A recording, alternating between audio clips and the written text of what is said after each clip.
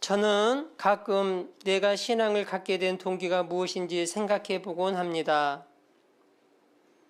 어릴 적 TV에서 방영했던 초원의 집이 생각납니다.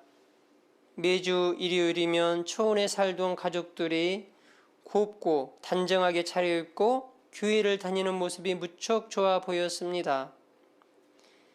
사람들과 만나면서 반갑게 인사하고 여러 고민들을 풀어가는 과정이 지금도 마음 한가운데 자리 잡고 있습니다.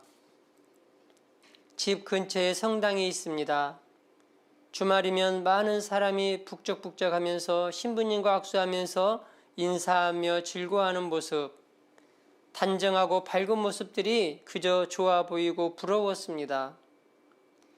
이런 그림들이 어릴 적 TV 속의 초원의 집과 오버랩되면서 나 또한 하느님의 공동체 속에서 지금 이 자리에 있습니다. 그러고 보니 별다른 동기가 없었지만 그저 순수하고 단순한 어린이 같은 마음이었던 것 같습니다. 시간이 지날수록 나의 순수한 마음은 어디에 있을까요? 하느님에 대한 열정, 사랑 마음들은 어디에 숨어 있을까? 물론 정기적으로 적은 돈이지만 후원하고 매일 미사를 참여하면서 성경 공부도 했고 나의 삶 속에서 성실하게 노력하면서 살아가고 있지만 이것들 또한 하느님께 보이기 위한 나 자신을 포장하기 위한 나 이만큼 했어요. 저 좀 알아주세요. 의 외침인 것 같습니다. 성당 봉사를 부탁하면 이런저런 핑계와 변명을 통해 숨어버리고 안주하고 있습니다. 하느님, 제가 맡을게요. 저 여기 있어요. 너무 어렵고 부담이 되어 말이 나오지 않아요. 이런저런 세월 속에 나이를 훌쩍 들어갑니다. 하느님, 사랑합니다.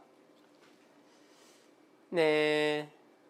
서울에 사는 아네스 자매님 사연 잘 읽었습니다. 보내주셔서 감사드립니다. 사연을 읽으면서 제가 느낀 점은 자매님께서 신앙의 그 회의를 조금 느끼고 있는 것은 아닌가 이런 생각이 좀 들어지네요. 그 자매님 사연 중에 순수한 마음, 하느님에 대한 열정, 또 사랑의 마음들은 어디 숨어 있을까? 자, 이런 표현에서 자매님의 마음을 조금이나마 읽을 수 있을 것 같아요. 그런데 여러분 한번 생각해 보면은요, 신앙생활 오래 하다 보면 이런 마음들은 누구에게나 한두 번은 다 찾아온다고 생각합니다. 자매님뿐만이 아니에요. 때로는 성당도 가기 싫고 봉사도 하기 싫고 뭐 단체 생활도 하기 싫고 성경 공부도 하기 싫고 이런 위기가 찾아올 수 있다는 것이죠. 그럼 왜 그럴까요? 그런 생각들이 드는 것은 가만히 제가 묵상을 한번 해봤어요. 왜 그럴까? 그랬더니 이런 결론을 제가 내렸습니다. 특별히 새로운 게 없어요. 성당 안에서 계속 반복되는 일이 되풀이 되죠. 그래서 소위 실증을 느끼는 겁니다. 그런데 세상은 어때요? 금방금방 변해요. 유혹거리가 수도시 많습니다. 즐길 것이 수도시 많아요. 그래서 흥미진진한 것이 너무나 많기 때문에 세상은 재미있는데 성당은 몇백 년 전이나 몇십 년 전이나 지금이나 똑같단 말이에요. 이게 변함이 없단 말이에요. 그러니까 어느 위기가 찾아와요. 그래서 냉담하는 분들도 꽤 많이 있어요. 그런 것 때문에. 여러분 한번 생각해 보세요. 똑같은 전례에다가 비슷한 봉사에다 단체에서 하는 것은 예전이나 지금이나 전혀 다르지 않거든요. 근데 여러분, 자, 성당에 사는 일은 그러면 왜 아무리 세월이 흘러도 변하지 않을까요? 바로 그 행위가 진리이기 때문에 그렇습니다. 진리. 여러분, 전례가 진리입니다. 미사가 진리예요. 성사가 칠성사가 진리입니다. 여러분들이 기도하고 찬미하는 거 진리입니다. 여러분들이 하나님을 알기 위해서 성경 공부하는 거 그게 진리예요. 진리는 아무리 세월이 흘러도 변하지 않는 것입니다. 이게 변하고 변질되면 진리가 아니죠. 더 이상 진리가 아니에요. 그것은. 그래서 신앙의 맛을 모르면, 못 느끼면 따분하게 되게 돼 있습니다. 이 신앙생활이. 그래서 자, 그러면 신앙생활 할 때 우리가 따분하지 않으려면, 또 회의 들지 않으려면, 또 열정이 다시 회복되려면 어떻게 해야 되는가? 바로 신앙생활을 하면서 우리가 보람을 느껴야 되는 거예요. 보람. 자, 자매님이 후원한다고 하셨죠. 예를 들어서 말씀해 볼게요. 후원해요, 자매님이. 근데 자매님에게는 작은 액수일 수 있어요, 그 돈이. 근데 그 작은 금액들이 모여져서 그 하느님의 영광을 위해서 얼마나 크게 쓰여지는지 자매님은 모르시잖아요. 자매님은 큰 일을 하고 있는 거예요. 그래서 자매님이 그 일에 동참하고 있으니 자매님은 얼마나 값 있는 일을 하고 있는가. 자, 이것을 자매님 스스로가 느껴야 됩니다. 이 보람을 느껴야 돼요. 그래서 자매님이 매일 미사 가신다고 그랬죠. 자, 그러면 다른 사람들은 생활고 때문에요, 매일 미사 가고 싶어도 못 가는 분들이 많이 있습니다. 저도 매일 미사 못 갑니다. 가장이니까 일해야 되니까 가고는 싶어요. 근데 갈 수가 없어요. 그리고 자매님이 물질적으로도 좀 여유가 있는 것 같기도 해요. 그러니까 이런 시간이 주어졌으니, 조금 여유가 있으니 얼마나 감사한 일인가. 자매님 스스로 한번 생각을 해봤으면 좋겠습니다. 나는 하느님께로부터 얼마나 큰 은총과 축복 속에서 살아가는 사람인가. 그렇지 않아요? 다른 사람들 정말 시간 내서 가고 싶은데 못 가잖아요. 이것이 느껴져야 한다는 것이죠. 그 보람을 느껴야 열정도 샘솟고 감사가 흘러나오는 것입니다. 자, 그러면 이 방송을 보고 계신 우리 모든 분들 다시 한번 점검해 봅시다. 신앙 점검을 해 봅시다.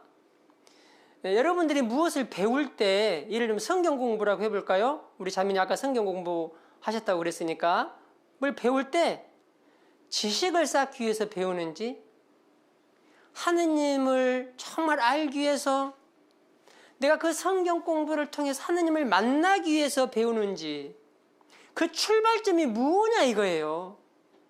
어떠세요? 어떻게 지금 배우고 있나요, 지금? 또 봉사를 할 때 내 만족을 위해서 봉사를 하는 건지, 아니면 내가 다른 사람에게 보여주기 위해서 봉사를 하는 건지, 아니면 정말 하느님의 영광을 위해서 하느님을 사랑하기 때문에 내가 봉사하는 건지, 자, 이렇게 점검을 해봐야 돼요. 그래야 맛을 느끼고 보람을 느낄 수 있다. 자, 매일 미사 가는 것, 신앙심 좋다, 저 사람 열심하다, 이런 말 듣기 위해서 가는 건지, 아니면 단체에서 봉사하니까, 신부님이 나으니까 신부님께 눈도장 찍기 위해서 가는 건지, 그런 분들 꽤 있어요. 다시 말해서 이런 의식들을 하면서 내가 어떤 그 전례에 참석한다면, 보이기 위한 전례를 참석한다면 우리는 신앙의 맛을 느낄 수도 없고 보람을 느낄 수도 없습니다. 더군다나 하느님을 깊이 만나지 못하기 때문에 정말 회의가 들 수도 있는 것이죠. 그래서 지금 말한 이런 내용들을 다시 한번 점검해보고 다시 새롭게 출발하는, 그래서 하느님을 정말 이렇게 깊이 만날 수 있는 그런 시간들을 가졌으면 좋겠습니다. 자매님에게는 코린토전서 9장 24절에서 27절의 말씀을 봉독해 드리겠습니다. 경기장에서 달리기 하는 이들이 모두 달리지만 상을 받는 사람은 한 사람뿐이라는 것을 여러분은 모릅니까? 이와 같이 여러분도 상을 받을 수 있도록 달리십시오. 모든 경기자는 모든 일에 절제를 합니다. 그들은 썩어 없어질 화관을 얻으려고 그렇게 하지만 우리는 썩지 않는 화관을 얻으려고 하는 것입니다. 그러므로 나는 목표가 없는 것처럼 달리지 않습니다. 허공을 치는 것처럼 권투를 하지 않습니다. 나는 내 몸을 단련하여 복종시킵니다. 다른 이들에게 복음을 선포하고 나서 나 자신이 실격자가 되지 않으려는 것입니다. 네. 우리가 신앙생활을 하면서 목표가 없는 것처럼 달리면 안 된다는 거예요. 권투 선수가 연습을 하는데 허공에다가 연습은 무슨 소용이 있습니까? 허공에다 치면 안 된다는 것이죠. 목표가 있어야 되고 내가 치는 뚜렷한 어떤 물건이나 대상자가 있어야 된다는 것이죠. 그래야 정확하게 맞추는 거예요. 내가 왜 봉사하는지, 또 왜 매일 미사하는지, 왜 후원을 하고 있는지 그 목표를 뚜렷하게 볼 줄 알아야 된다. 그래서 이제 그 자매님 그 어렸을 때 TV를 보고 또 그 근처 성당에서 신부님들 이게 성당에 다니기 전이었나 봐요. 그때 신부님들 그 신자들이 나와서 악수하고 참 보기 좋아서 그것 때문에 그 동기 때문에 성당에 간 것 같아요. 그러면 이제 거기에서 이제 머무르면 안 되고 영적으로 한 계단 더 올라가는 그런 신앙생활을 이제 해야 되겠죠. 그러려면 목표를 잡고 이제 딱 보면서 나아가야 된다. 자, 이 말씀입니다. 다시 한번 사연을 보내주신 우리 자매님께 감사드립니다.